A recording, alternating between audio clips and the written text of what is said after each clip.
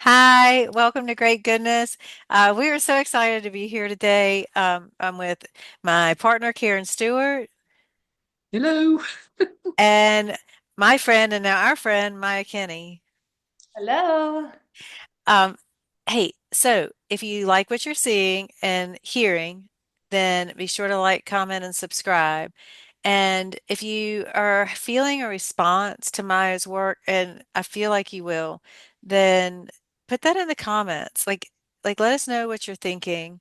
And if you or someone you know is putting goodness into the world, then reach out to us and let us know that because we want to talk to you. This fills us up and we love it. So I won't hold you up any longer because there's good stuff coming. Karen, you want to do a card for us? Yes, I do. Always, always. So today I am I'm going to be pulling from my newest deck that I treated myself to. So this is going to come from the Dream Song Oracle deck. It's published by US Games. So if y'all want it, get in touch with them. The author is Angie Sullins and the artist is Marta Orlowska. I'll go with that pronunciation. Love this deck, and I have shuffled the bejeebies out of it, but I'll just give it a couple more things. So we're not asking a question. We're just going to pull a card and kind of tap into whatever it says to us in the moment. This is what the backs of the cards look like. Oh. The fox and the reflection of the fox. Isn't that lovely? Mm-hmm. I love it. All right, one more little. Choop, choop. All right, so here is our card that we are going to consider today. I'll let y'all see it first. Every time I do that, it comes up upside down. Okay, y'all, it's number 40. Have tea with the birds. Mm. Can you see the card? Yes, I love her hat. Beautiful.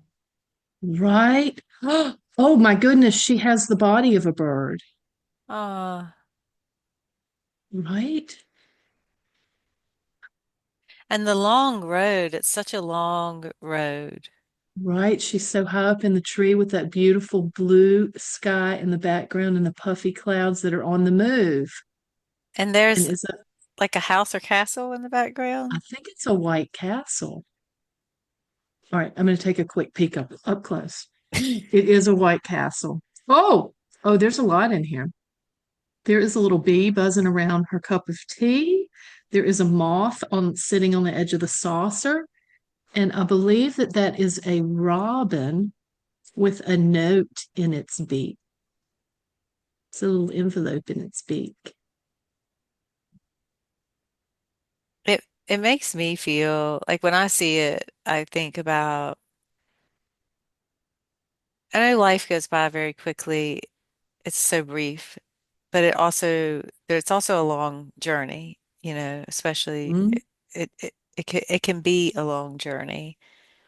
And if we take a break to have tea with the birds, that's when we can hear like ourselves, like our guides, our higher selves. And like mm.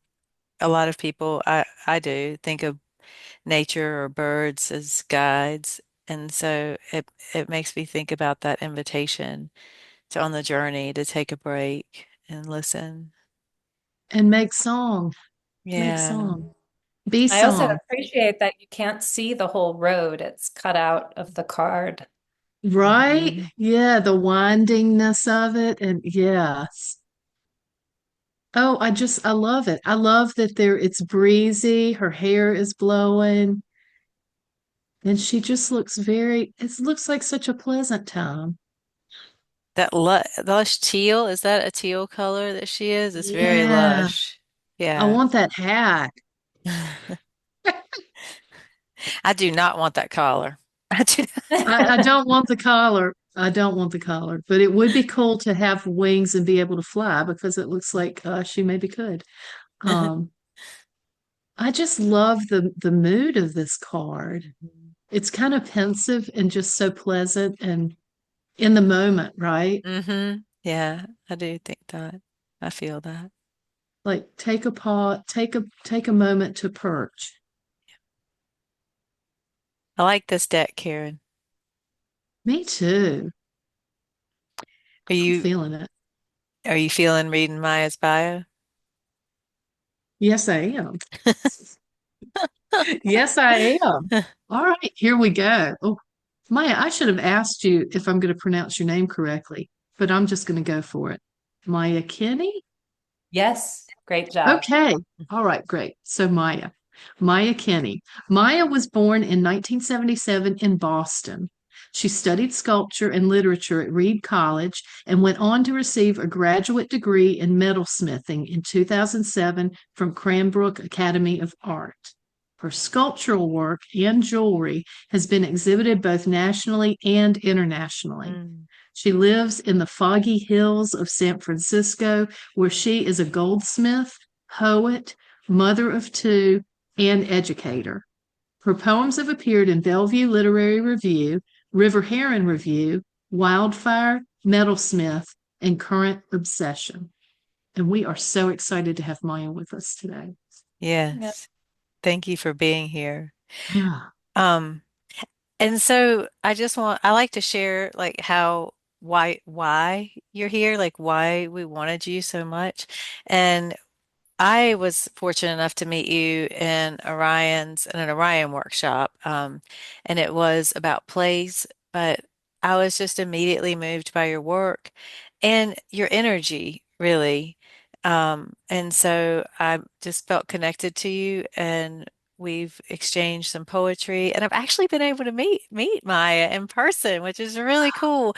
Because a lot of times we only see each other on Zoom, and like Karen and I have never met and Yeah, in it's so person. crazy. And so I did. I had the great fortune to meet you at one of your stays at Penland, and that was very fortunate. And so I wanted you to be here today because I feel like there's so many ways that you create and share with the world. This is one of them. This is one of Maya's creations, and I love this. I wear it all the time.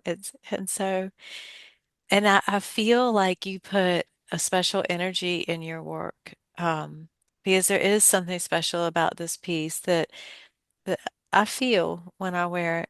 And so I wanted you to be here today to talk about what you do, what you make, how you make it, who you share it with.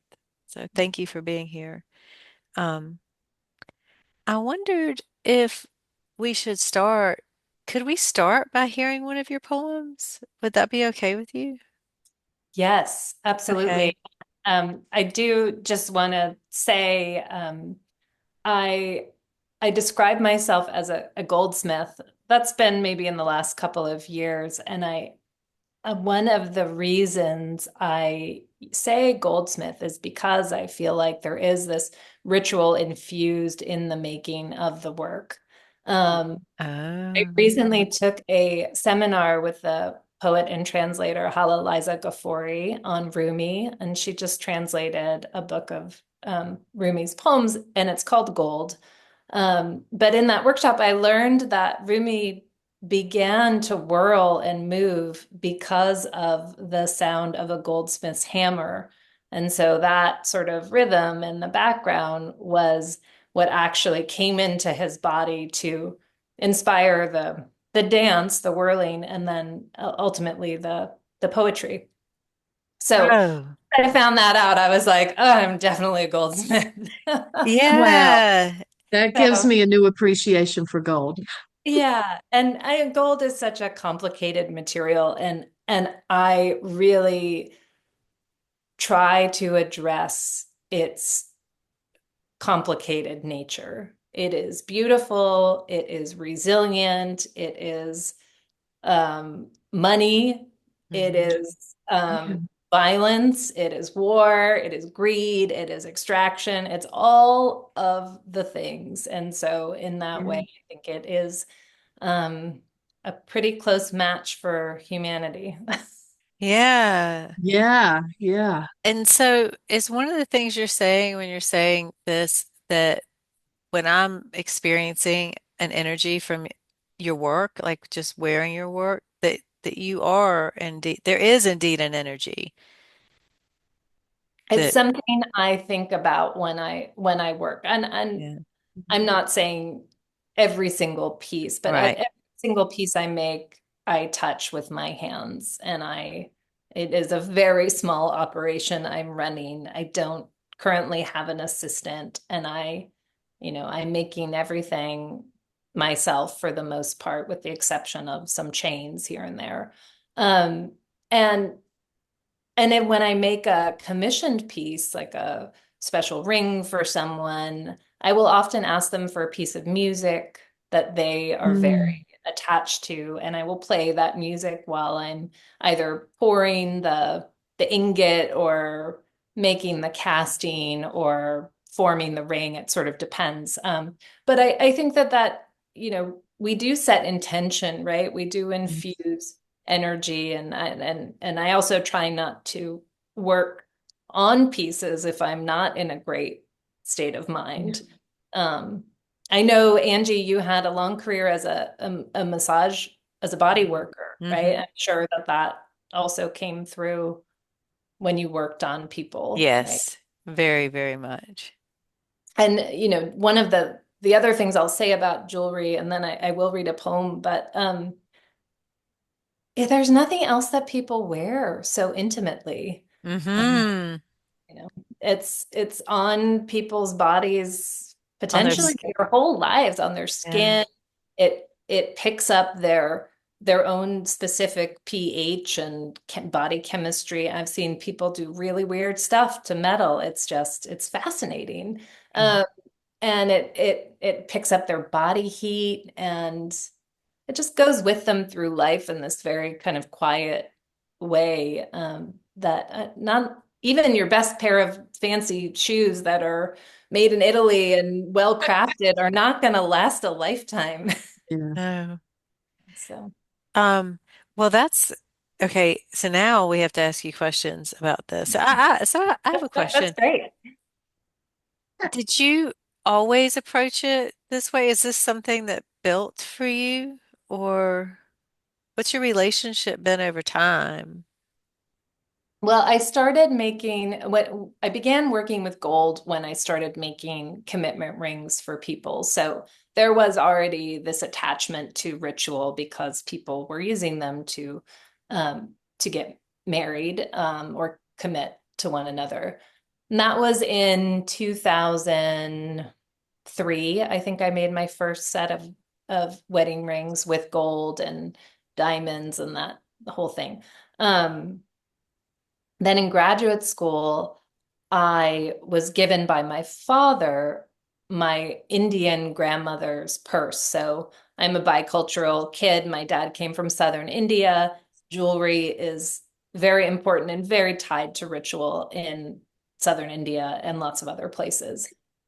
So my grandmother's purse, which she was carrying when she passed away, had all of her, all her purse items and all of her jewelry. She carried it around with her. I don't know why. Oh I my think I know goodness. why, but it was all in there, right? And so, because she was widowed, she was not supposed to wear her jewelry. So she was Oh. carrying it around Oh, in wow. in her purse. She wore a few items, but not the big amount of it. But it was also her source of wealth. Hmm. Anyway, so I got this collection of objects, and it was like the dentures and the eyeglasses and the business cards and the face powder and the bobby pins and all the jewelry. And I did my thesis kind of investigating these Oh. objects. And what part of that work was melting down a chain and a couple of gold coins, and I documented that. And I mean, these were pieces she had worn, and they had, grime, body, skin cells, all that stuff Yeah. gets woven into the pieces. And so I was really looking at like how it felt in my body to melt these things. And I felt like it was a very violent act, but one that we participate in, right? When we Mhm. engage with this material. But then I also thought, well, okay, I'm melting it down, but then it has the opportunity to become another piece and another piece and another piece and another Yeah. piece. Isn't that amazing? So that's that's really where I started to get into I guess the alchemy of it, Mhm. the spiritual and the merging with the craftsmanship. Yeah. So is that important for you to, I mean, your pieces are beautiful. So like if you wanted to produce in quantity, you could. There would be a market for it, and you know that. Is part of your choice to stay a smaller operation, a one person operation like you were speaking to earlier, to keep that ritualistic energy with it? Is that part of the reason for that? That's what definitely one of the reasons Mhm. for it. I also am very committed to sustainable practice as much as I can be. And I think that uh there don't need to be so many things in the world. Hmm. Right. So whenever I think about production, and I have done production earlier in my career, I did that and I did well with it, and I did wholesale shows and was growing, growing, growing because that's what you're supposed to do. And then I was like, actually, I don't really want to do that. Um, so I really like working with material that's already in existence and reimagining it. So that keeps me small, but also really connects me with the people I'm working with and the galleries that sell my work. And yeah, not the So, lucrative choice, but but your choice. my choice. Yeah. Yeah. And and so when you did make that choice, because like one thing I heard you say is, I grew because that's what we're supposed to do. And and I do think that's a message we get even like we have this conversation all the time, Karen, about what we create and Yeah. sharing it and needing to be out there this much or in these places or, and when a person makes a choice not to do that, was that a difficult choice for you? Or did you get support for that choice or did that not matter? What was that like, that transition? Well, that transition happened it was sort of beginning in 2019, shortly before I met you in the Orion workshop, which was during the pandemic. Hmm. Um, I was diagnosed with breast cancer and went through a year of treatment. And that was really like a let's stop and assess and look at what I've been doing moment in my life. And I had a 4-year old and a 10-year old at the time. So there had been so much momentum to that point, and then cancer followed by the pandemic really just changed everything. It changed a lot of the ways that people were showing work and marketing work, Mhm. uh, and I have appreciated being able to step back from doing lots of shows, and those are just really hard on the body, and so, standing for hours and hours and setting up a booth, and it's also very wasteful. You're transporting materials to different places, and you know sort of using a lot of materials to make a showroom for your work in other places. And I said, I'm not going to do that anymore. I'm going to work on my website. I'm going to work on getting a studio outside the home that I can really welcome people into and connect with community. So I've really shifted my practice to a much more local level. Mm.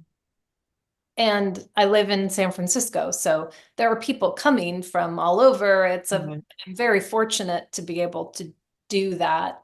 So now I work with 5 galleries and sell out of my studio and sell online, um, and that has been very positive. But it's like someone told me once, you can grow or you can be agile, and you have to prioritize one or the Mm. other. And so I've prioritized agility after being sick and seeing that like we don't have control over anything. So So that's where I've landed. But Yeah. it's it's always a choice that I have to continue to make too.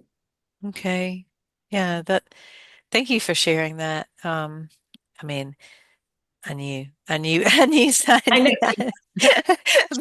And but I appreciate you being willing to be vulnerable and share that because, I think that's really important.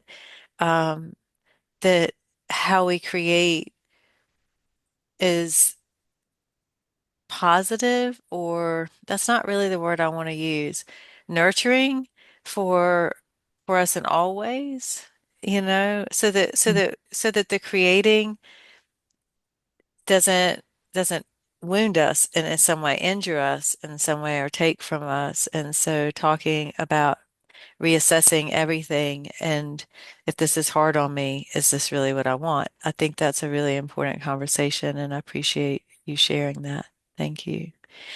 Um, Yeah. by the way, did you find you have a collection that comes after that experience? Has it found a home or? Some of the poems in there have found homes, but I no. Now the collection is different. Maybe that one will find. Okay, because you're different, Yeah. right? And you're agile, so you let it shift. Yeah, her work is profound. So let's hear a poem. Okay. Yes, yes. Um, so I mentioned I mentioned that I am calling in from San Francisco, and I'm very fortunate to have a family member with a property up in Sonoma County, which is um, just a couple counties north of here. And there are about 50 olive trees on the property. And so we Oh, have olive oil from there. So this is kind of related. I'm not uh, I'm not from California, so I'm still understanding what it means to be a Westerner. It's something I reflect on a lot. So mm. two poems I have are from the West. A shared purpose. The curled up baby rattler on the cellar floor. We've gone down the cobweb stairs in search of the last 5 gallon jug of olive oil from last year's harvest. A thick, sludgy green, somewhere between sage and olive, with a shadow of gold. Like sunshine captured in thick, bitter flesh, we rake from trees into buckets. The cerignolas, the calamadas, picholine, they all go into the same cold press, a vintage made from fire and hardship, broken hips and breaking marriages. The yield is as small as the love we have left to give to the olives, to watch in wonder as the fruit sets, flesh fattens into green, flushed with the same purple as the lids of my eyes. Kalamata sleeplessness. Mm. 15 gallons, and these 5 are what's left in the cellar where the baby rattler is curled up. He is the only native Californian here. My sister and I are far from home, but growing olives is in our long ago blood.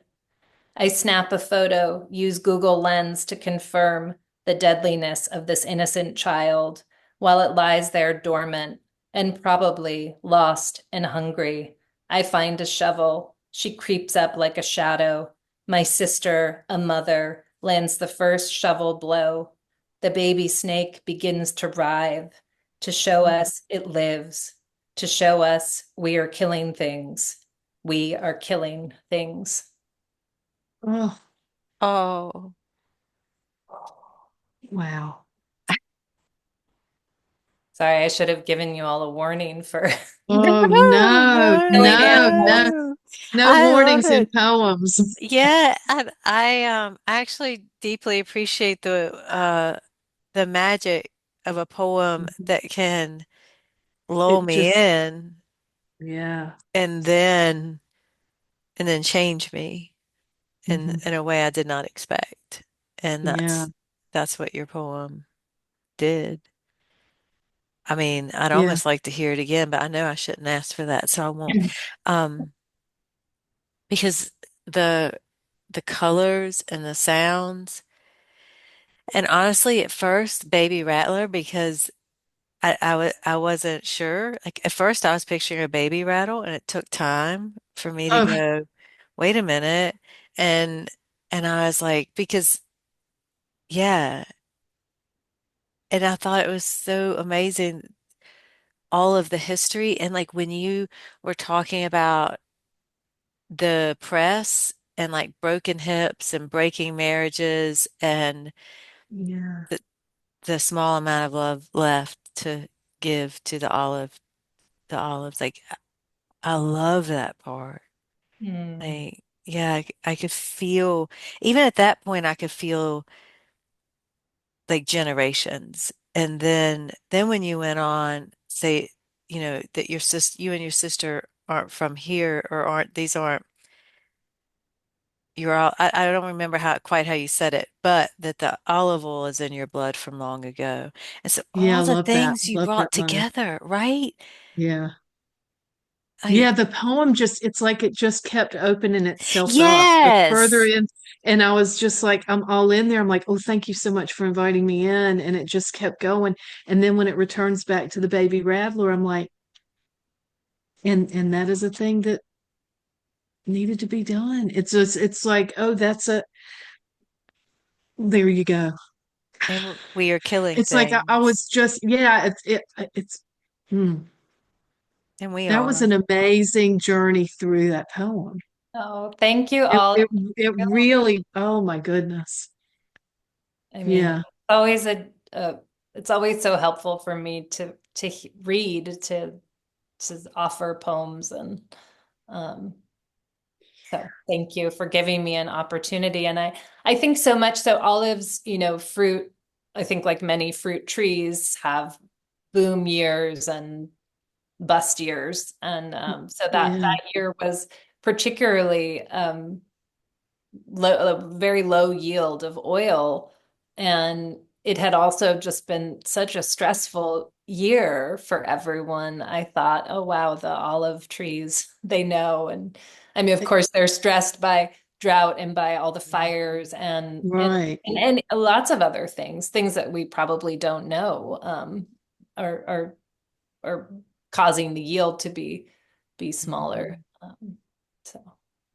So you were Oh, just saying something that I thought was, I think it's really important.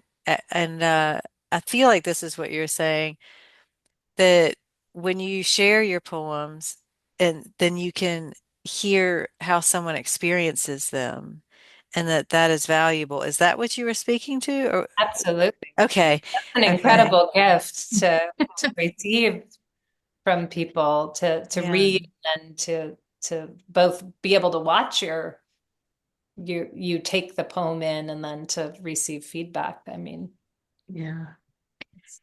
Yeah, so okay, so let me just ask you a question. It's not necessarily related to anything you're here to share, but Oh, but but we do that. yeah, so okay, if you create but don't share, like what does that do to the creating? Or does it do nothing? Or like what is it about sharing and creativity? How do they connect? Any version of that question. yeah. Well, it's interesting. So I'm a really big believer in creation of community events and conversations, and I feel like because throughout the history of art, work is usually put out there into the world, right? And yes, there are many artists and there are many poets who have this incredible creative practice, but don't put the work out there. But I feel like there is that real magic happens when the ring goes on the finger, when the poem is heard by the person who needs to hear it. Mhm. When the event, the community event happens and you bring people together, which is one of the ways that I'm engaged in creative practice right now is I put these community dinners on in the Ah, near our house. And they're somewhat curated, but they're also really open to whatever happens. So I I feel like for me, creativity is in the sharing and the receiving and the conversation. And it could be only that. I mean, I think some of my most creative moments are in conversation with people. And then that yeah. trickles back into the work. And then maybe it becomes something else. But I've spent so many years alone in a studio, and I'm sort of over that. And I went, Been there, done that. Mm. I mean, I need that too, but I also really value connecting with other people or connecting with a Yeah, place, with nature. Could be birds, right? right. So Well, Yeah, and maybe you're saying this in the same way. I feel like we're feeling the same way, but I don't know. Um, there's the energy of that you channel when you create what you're creating, right? So you're taking that spark or whatever it is, your you-ness, and giving it some sort of form, whether it's a poem or a piece of jewelry or a wonderful meal. So there's the creating and there's the energy of it. And then when it's shared, I think that that increases the shine of it, right? I feel like that it it embraces the energy and then it's interpreted so it changes it, but somehow it seems like it makes it bigger. It makes it, I don't know. I think that's you also let go of it, right? Right. Yes, the mm. releasing of it. It's especially like so I make jewelry also, not on the level that you do, but I make things and there is the when She you've makes made it beautiful and I've things. you I'm know sure you she make it, Yeah. you covet it, and then it goes on and has its own life. That is like does. it's a different energy. It's good. That's a big energy. I think the being able to release it, right, is 100%. I mean, especially yeah. 'cause I'm like, I can be really, you know, like I want to keep it here, Yeah, hoard it. I'll hoard it for a while. but so I Yeah. think that is and inevitably, I mean, whether it be a poem or a piece of jewelry or an object, like the person that walks into my studio will make some observation that I've never seen it Mhm. in that way. And so there's this new engagement with it that Yeah. allows for growth. Yeah. I, Not it all the does time, feel like but it just like it's always just getting bigger, right? Just bigger, better, brighter shine. Um, so I do have another question, but I'm going to change subjects when I ask it.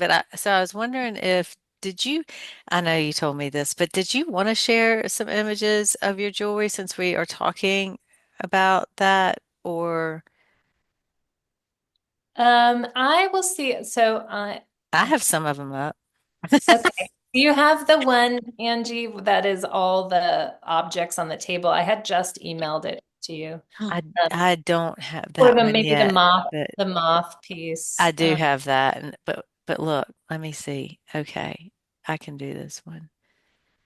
And It's the tech moment of the show. La okay, la la la la. okay, and let me go here. Okay, I'm coming with you. It'll be 2 seconds. That's great. I All right. appreciate you doing that. Well, I just have to say how much I'm enjoying the color Mm-hmm. of you, the energy of the color of you, the wall, it's so wonderful. Thank you for that. Oh yeah. The wall color's new. I needed some Oh, the get some wall, and color. the wall, the circle, the top. It's just all so. It's such good. It's good. So the circle behind me It's actually, it has a rust underneath. It's a piece I made. Um, it's completely rusted and then I gold leafed on top. So I often work with gold and rust together and Mm. sort of Oh, have them interact. Gold leaf, gold leaf. oh, So yeah, it's Can you uh, oh, we could talk about that a while. can y'all see the image? Is it yeah, there? Okay. Yes. Oh, there. So this is in my studio, I have a big flat file, and the top of it is covered with items that I've collected from the beach oftentimes, and then also plants, and I'll cast some of them. I'm not sure this image has a lot of cast pieces, but I'll cast, so I'll lost wax cast them, meaning that like they burn away and become metal. Mm.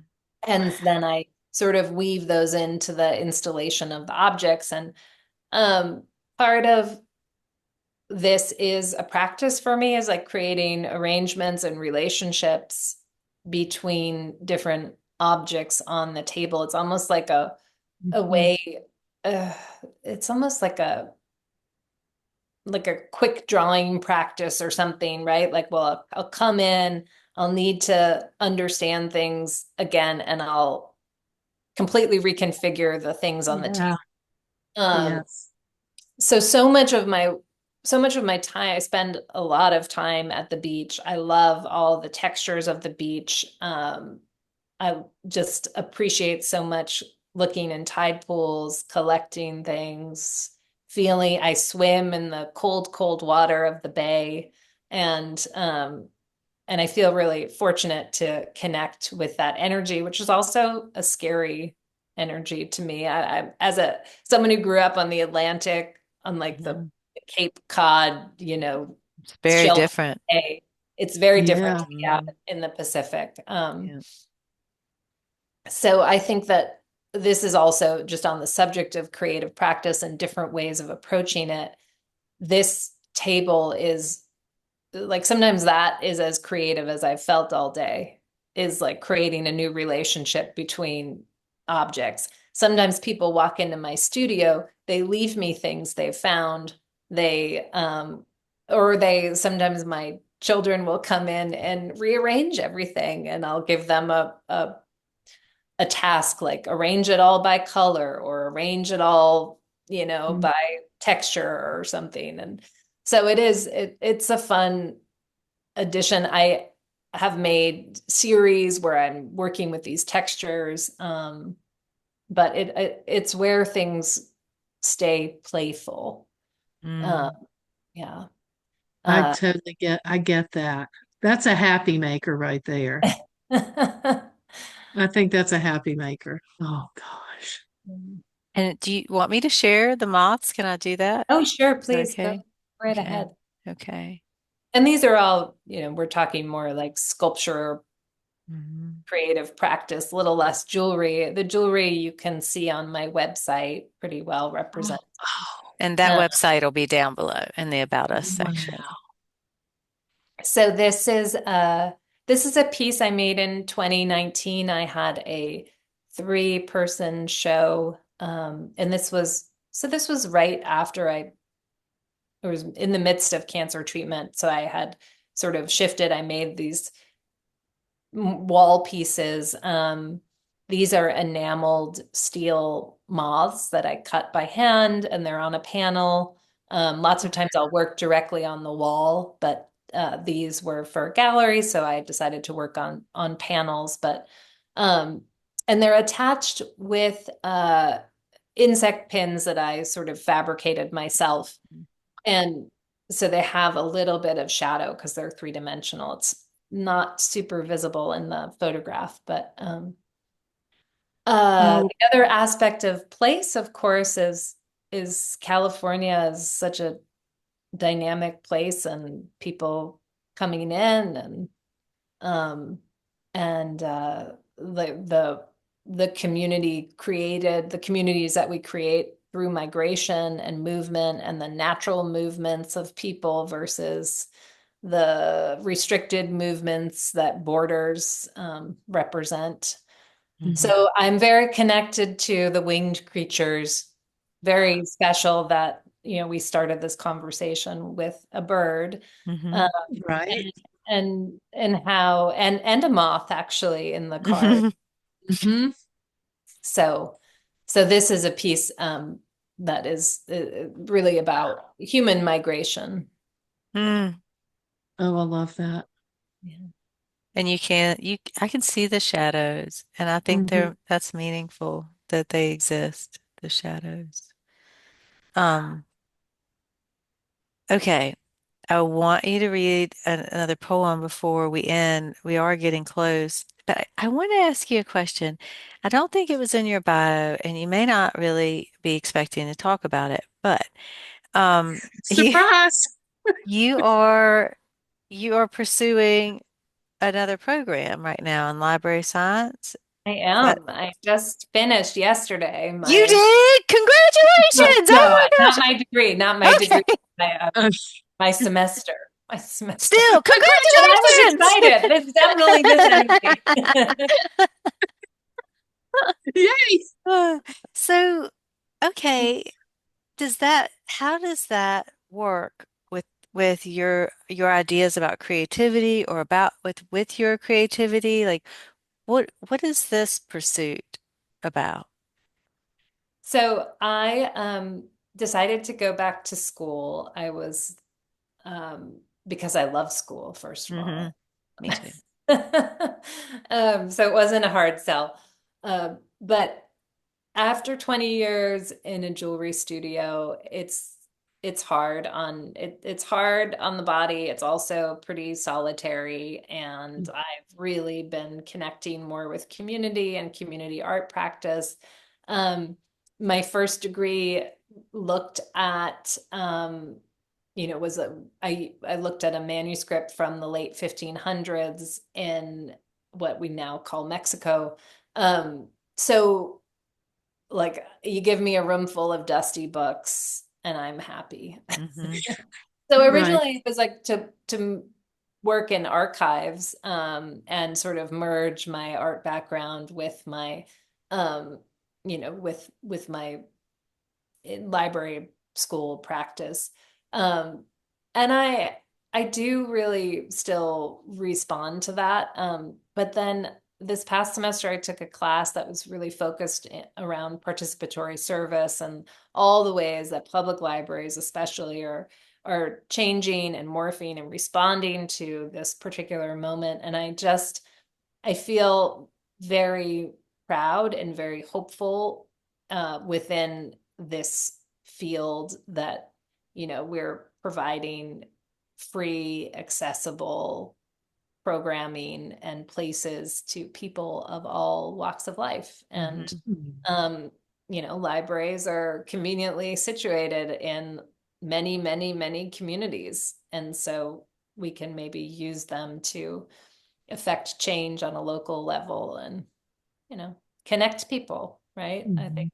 the work of libraries is really work of connection. And when I started my program, I thought, oh, it's like connecting people to books, Hmm. right? That's how I understood libraries. But it's so much more than that. It's really connecting them to information of all kinds, or so Yeah. I'm excited Yeah. about that. And I'm still kind of pursuing archives and manuscripts. That is really like something of great interest to me. And there are opportunities to teach out of private collections and things like that, or university collections. So I'm not sure where I'm going, but it is an exciting road. Yeah. It Yes. is. And I really I agree with the way you see libraries at this point because like where I live, the next town over is Floyd. We don't really have a library in Metazodan. Um, but Floyd is like the next town up on top of the mountain. And that's where you can get to the DMV. That's where, like, as the DMV comes by there, that's where the food bank sets up food. Oh, wow. That's the building that holds the community history. Like, so all of those books are held there. And there's this meeting room that you can book for free and have classes or meetings, and they have a trail system that you can walk right outside of the library. And that's just like the tip of the Yeah. iceberg of what they do. Literacy, they offer literacy programs. Like the library is the center of that community. Thank goodness for it. And the librarians, ah, they're wonderful. I mean, and they're constantly creating space for others and creating ways to serve their communities. Yes, 1,000%. That's beautiful. Yeah. Um, That's exciting. yeah. Okay. Exciting. And yeah, so stay tuned. I'm only 2 semesters in. How long of a program is it? Like when will Well, you? I'm going part-time. Okay. Because I still Hmm. running jewelry business Yeah. and momming and whatnot. So Yeah. yes, You'll get there when you probably get there. 3 years. I'll get there. I will. Yeah. Yeah, yeah. When you get there. It'll be there. Okay. Well, It's a journey. yeah. And you can remember to drink tea along it. And Yes, so, absolutely. so why don't we close this conversation with your other poem that you brought? Okay. So this one, uh, Angie, would you mind putting the collection slide up while I read this poem? Is that So which one?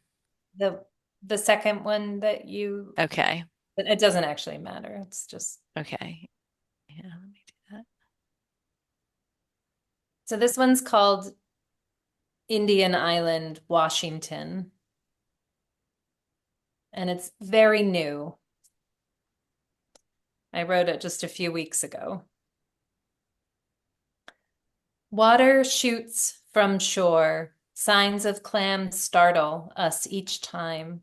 We dig down into rocky sand where everything lives until we unearth a bivalve as big as my hands, its flesh stuffed into a ridged black shell.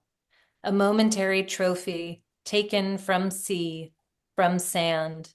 We reseed, redig the hole. The tide has already filled.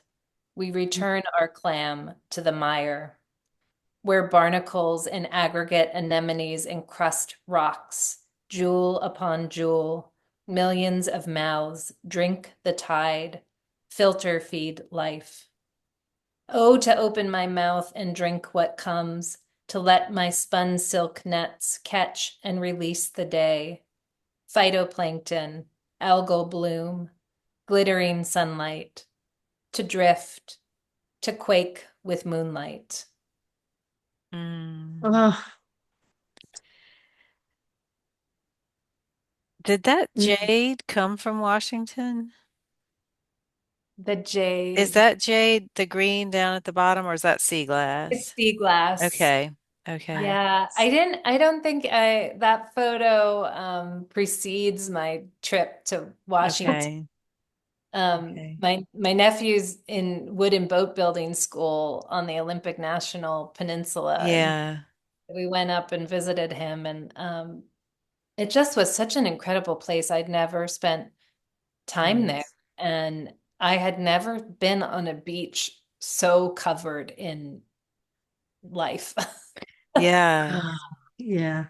And it's even different than the California beaches. I mean, I find, especially along the Olympic Peninsula, and then in Oregon too, with the sea stacks, and it's almost like I'm like I don't really want to get into the water. Like it's like I want to I want to watch it.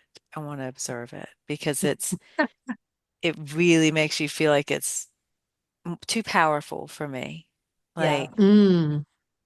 it's much more powerful than I can imagine. And yeah, that was another beautiful poem. Thank you, Maya, for sharing your Oh work. my goodness. Yeah. Yeah, I Thank really you. appreciate that. Um, and the list. I love a poem with list. I would say that poem has list. Would you? Like Mm. I can't see it, but that's how I heard it. It And did. It even has a semicolon. Oh, okay, yay. okay, I heard the semicolon. I knew it. Okay. Um, uh, and so okay, so I have two different prompts, and they do both come from your poems. And one is um from inside. So um this comes from your first poem. And one of the things that struck me was how I know this poem came from more than that, but there's a jug of olive oil you're looking for. And this whole poem comes from this item that is an item of place, you know? And then all of the rest is poured out of it.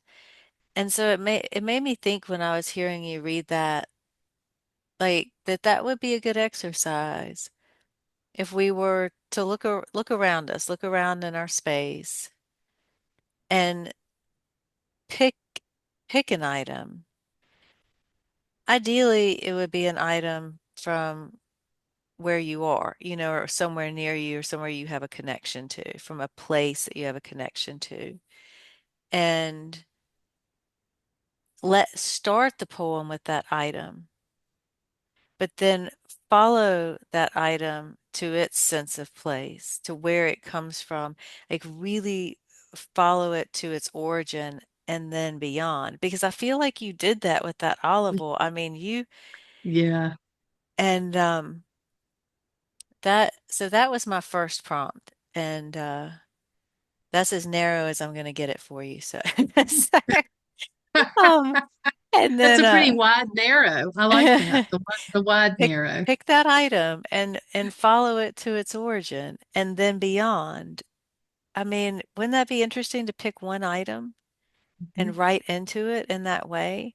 Like what's its history of place, its history of person, its history of meaning, like how is it created? Like just all of that. I mean, and to be able to put that in a poem, that's beautiful. So the other one comes from your other poem, and it is about list because sometimes an entire poem is in the list because it's those details we connect with. And it's the same thing for an image. So you could do the second one with drawing, mixed media, with poetry. I would think you could do it with sculpture, but find a place you want to be. Don't do this from a spot you don't want to be. Like find a place that appeals to you energetically or aesthetically, that you want to be, and then begin to list what you see. What are you experiencing? And you may notice the bigger things first, or but keep listing. I mean, list until you cannot list anymore. After you've listed everything, you can choose the ones that you want to keep. But start by listing everything. Really notice it. And then, yeah, if you want to revise the poem, the image, then you can let go of what doesn't make that space for you Mhm. and keep what does. And wouldn't it be interesting to see what remains on that list? Like what might surprise Yeah. you that's on it? I don't know. I think those sound like fun. I think I love that you created Yeah. a prompt sort of out of my work with the objects on the table. Like I think that that is sort of like a Yeah. big list that then I'm editing down, and mm-hmm. you can Yeah. approach it in such a tactile way too. Yeah. Yes. That's Yes. great.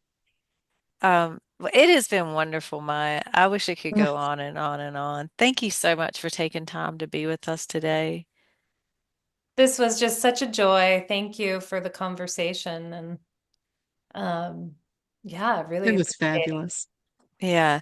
I always feel like I need to like go take a bath or a walk or something after these because I just need to like just be with everything that like you've shared today and just like let it wash over me, and Just bask in it for a while. yeah, yeah, yeah. Well, thank you. Thank you so much for being a part of Great Goodness. Thank you both. Thank you. Thank you. Okay. I'm getting there.